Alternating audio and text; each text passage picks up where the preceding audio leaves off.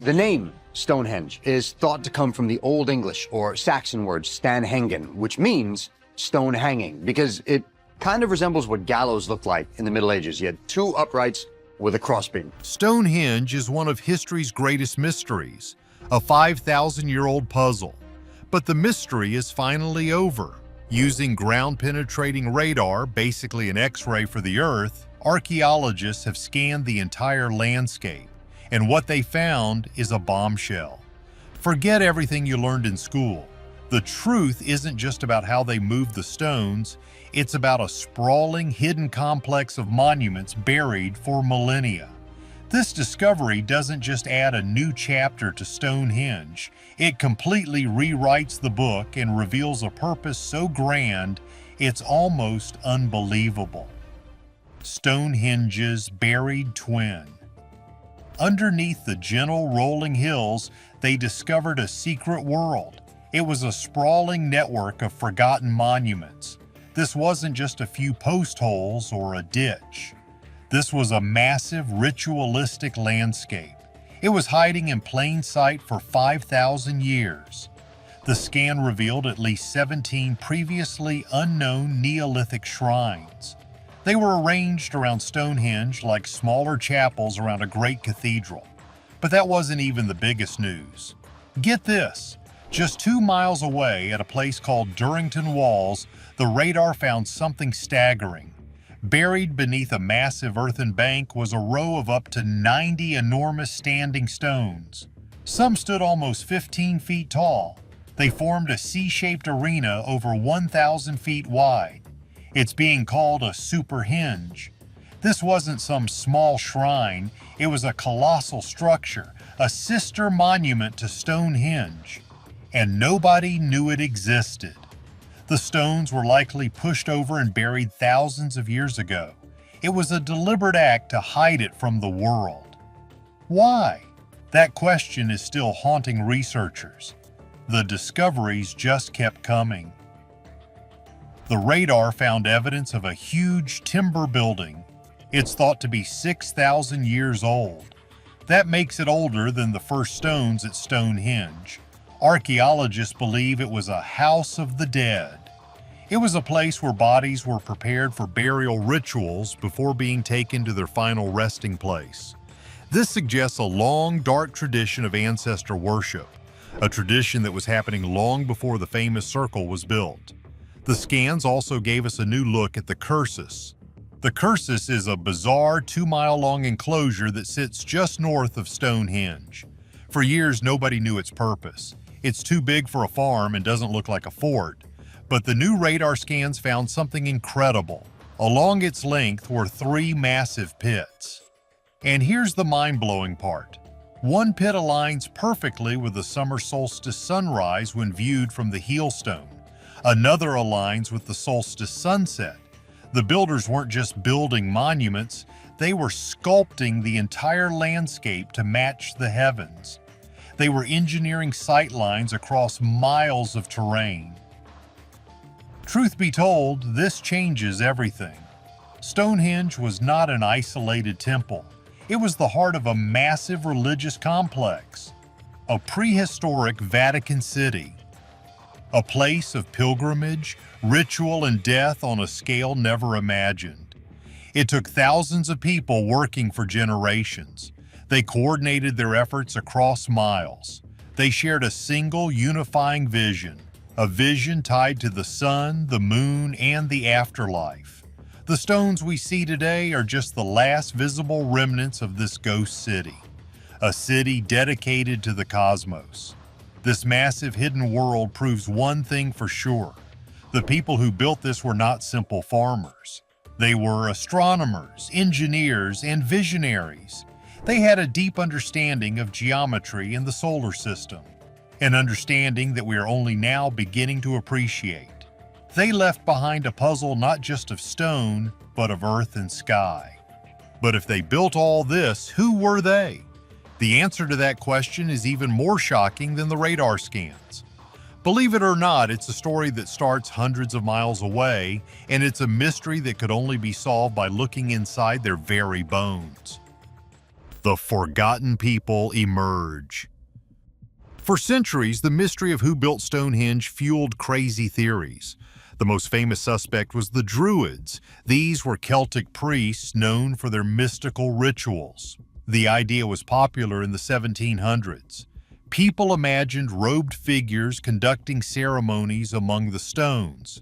It's a romantic image, but there's a huge problem with it. Modern dating shows Stonehenge was mostly built between 3000 and 1600 BC. The Druids, they didn't show up in Britain for another 1,000 years. They may have used the site, but they absolutely did not build it. They arrived too late for the party. Other theories pointed to the Romans or even the Danes, also known as Vikings.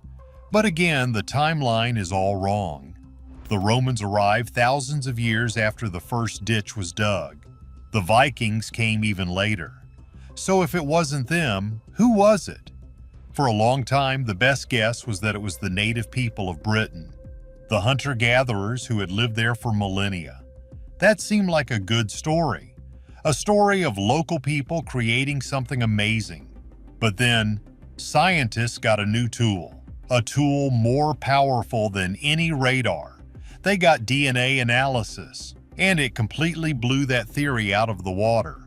Researchers analyzed ancient human remains found in and around Stonehenge. What they found was a genetic bombshell. The people who built Stonehenge weren't the original inhabitants of Britain, they were immigrants. Their DNA signature showed that their ancestors began a long journey. A journey from Anatolia, which is modern-day Turkey, around 6000 BC. These people spread across Europe over thousands of years. They brought a revolutionary new technology with them, farming. Around 4000 BC, they finally reached Britain. And they didn't just mix with the local hunter-gatherers. Genetic evidence shows they replaced them almost completely within a few hundred years. It was a massive population shift. Basically, a whole new people took over the island. These were the people who first broke ground at Stonehenge. They were the ones who dug the first ditch and bank. They set up the first timber posts. They were farmers tied to the land and the seasons. It makes sense that they would build a monument to track the sun. Their very survival depended on it. They brought new ideas, new beliefs, and a new way of life. But hold on to your hats, because the story gets even more complex. Around 2500 BC, another wave of people arrived. These are known as the Beaker people. They are named after the distinctive bell-shaped pottery they made. Their DNA shows they came from mainland Europe, and once again they caused a massive population change. Within a few centuries, their DNA replaced about 90% of the previous gene pool. These Beaker people were different. They brought metalworking to Britain. They knew how to make bronze tools and weapons. They were also the ones who brought the massive sarsen stones to Stonehenge. They erected the iconic trilithons, the three-piece stone arches that define the monument. They didn't destroy the old monument, they adopted it. They added to it. They made it bigger and grander. This means Stonehenge wasn't the work of one culture. It was a multi-generational, multicultural project, a legacy passed from one group of immigrants to the next. Stonehenge became a symbol of power and continuity. Each new group put their stamp on it.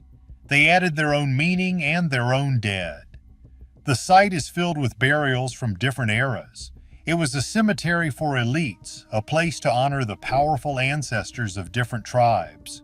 The famous Amesbury Archer, a man buried near Stonehenge around 2300 BC, is proof of this. Chemical analysis of his teeth showed he grew up in the Alps region of Europe. He was a traveler, a foreigner who was given a high-status burial at Britain's most sacred site. So, the builders were not one group. They were waves of people arriving from distant lands.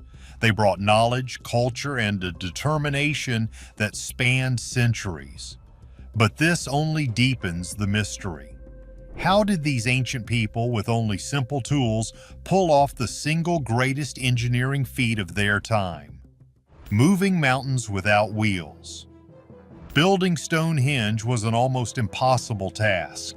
Get this, it was built before the wheel even existed in Britain. There were no cranes, no steel tools, and no trucks. Every single stone was moved and lifted using human muscle, wood, and rope. It was a feat of engineering so massive it's hard to wrap your head around.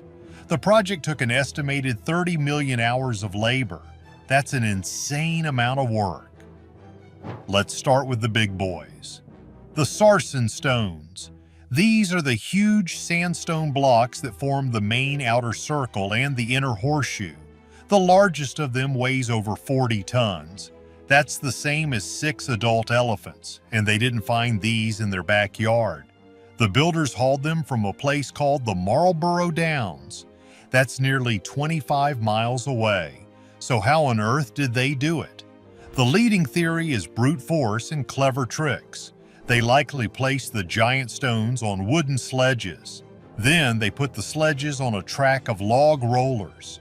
Imagine hundreds of people pulling on ropes. As the stone inched forward, they would take the logs from the back and move them to the front. It was a slow, grueling process. They may have only moved a mile or so on a good day. For lubrication, they probably used animal fat to grease the tracks. This whole operation wasn't just construction, it was a massive, coordinated effort that required feeding and housing hundreds of workers for years. Then there's the mystery of the bluestones. These are the smaller stones, but they have a much stranger story. Each weighs up to 4 tons, and there were originally about 80 of them. Geologists analyzed them and made a shocking discovery. They come from the Preseli Hills in southwest Wales. That's over 200 miles away from Stonehenge. Let that sink in. Prehistoric people moved 80 massive stones across 200 miles of rough country. They crossed mountains, forests, and rivers. Why go through all that trouble? Why not just use local stones? Truth be told, nobody knows for sure, but the best guess is that these stones were special. The Preseli Hills were a sacred place. Many of the natural springs there were thought to have healing powers. The builders may have believed the stones themselves were magical. They were worth a superhuman effort. There are 2 main theories on how they moved them. The land route would have been a nightmare. It would have been a 200-mile journey of sledges and rollers. Another, more likely theory is that they used water. They may have dragged the stones down to the Welsh coast. Then they could have loaded them onto massive rafts. These rafts would travel along the coast and up rivers, getting them much closer to Stonehenge. Even so, navigating multi-ton rocks on a raft through rough waters would have been incredibly dangerous. But moving the stones was only half the battle. How did they get them to stand up, and how did they lift the 30-ton lintel stones on top? It's here that we see their true genius. To raise the upright stones, they likely dug a huge pit with one sloping side. They would slide the stone down the slope until it tipped into the hole. Then, using ropes and wooden A-frames, hundreds of people would heave and pull until the stone was perfectly vertical. They would pack the base with smaller rocks to secure it. Lifting the lintels on top was even more clever. Archaeologists believe they built enormous wooden platforms next to the uprights. Or they might have built a massive earthen ramp. Slowly and carefully, they would have pushed or pulled the lintel stone up the ramp or platform until it was level with the top. Then they would slide it into place. And here is the most incredible detail of all. They didn't just plop the stones on top, they carved them to fit together like a Lego set. The tops of the uprights have bumps called tenons. The bottom of the lintels has holes called mortices. It's a mortise and tenon joint, a technique used in woodworking. These prehistoric builders applied advanced carpentry skills to 40-ton rocks. They even curved the lintels to form a perfect smooth circle. The precision is just breathtaking. So we've looked at the what, the who, and the how. But the biggest mystery remains: why? What was the ultimate purpose of Stonehenge? For a structure that took more than 1,000 years to build, it had to be for something incredibly important. The most popular scientific theory is that Stonehenge was a giant astronomical calendar. This isn't just a guess. The proof is written in the stones. On the summer solstice, the longest day of the year, the sun rises directly over the heel stone. It casts a beam of light right into the heart of the circle. On the winter solstice, the shortest day of the year, the sunset aligns perfectly through the main triothons. These aren't coincidences. They are precise alignments. For ancient farmers, knowing these dates was crucial. It told them when to plant and when to harvest.